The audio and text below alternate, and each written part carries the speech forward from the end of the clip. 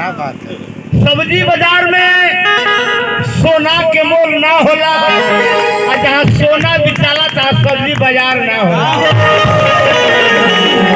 बाजार तो रोज होला, बाजार तो रोज होला। ए भैया ऐसन ठोस सौदा रोज रोज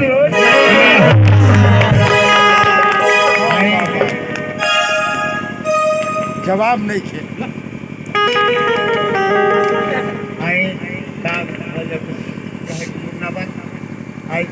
हमको लगा था कि 3-4 दिन से एकदम लगता है शरीर वहीं निकल जाए बाद फिर भी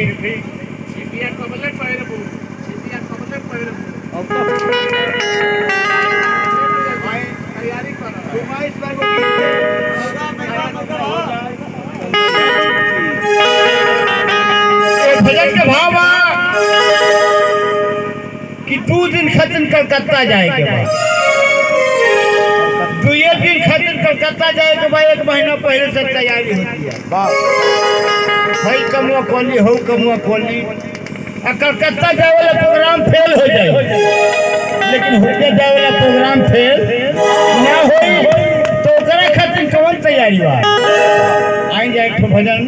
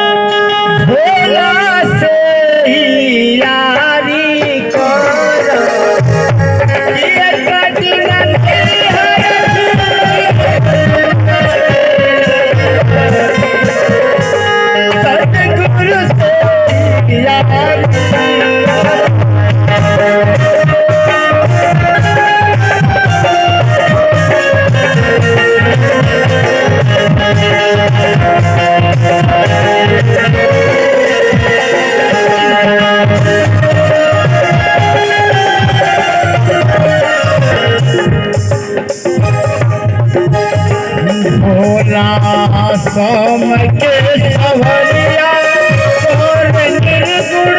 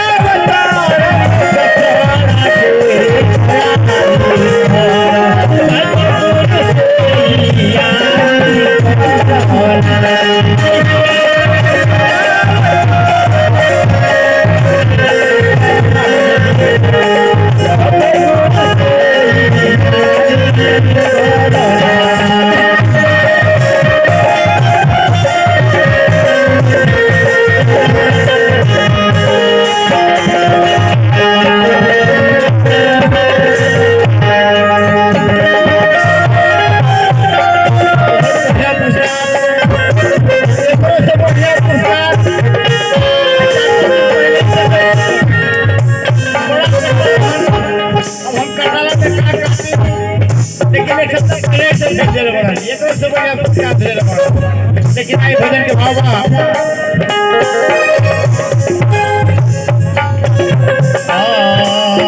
छोड़ नाम को धमलो ससुरा के बात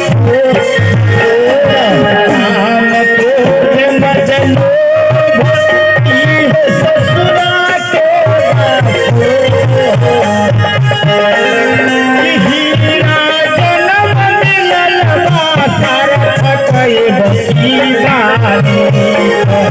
सदगुरु से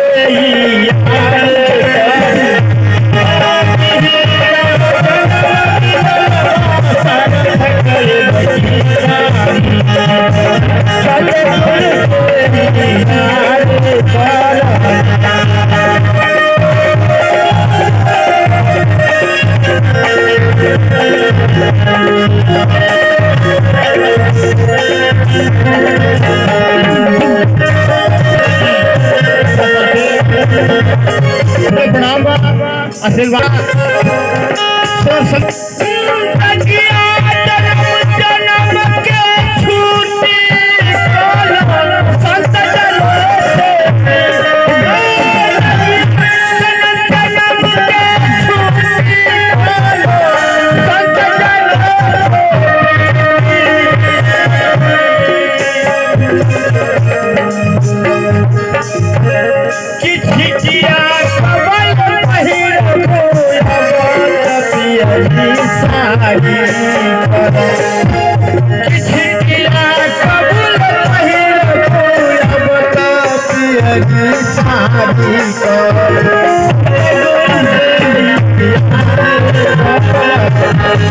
Thank you.